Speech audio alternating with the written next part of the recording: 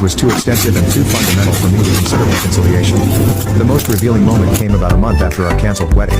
Amanda called to tell me that Marcus had gone back and was trying to reconcile with his ex-fiancée. He said what we had was great when we were 22, but we're different people now, she explained.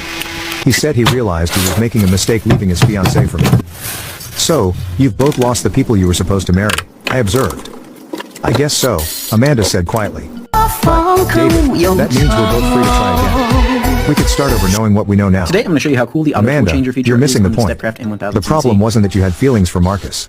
The problem was that you handled those feelings by lying to me, having an emotional affair, and asking someone else to stop our wedding instead of talking to me about your doubts. I know I handled it badly. You didn't handle it badly. You betrayed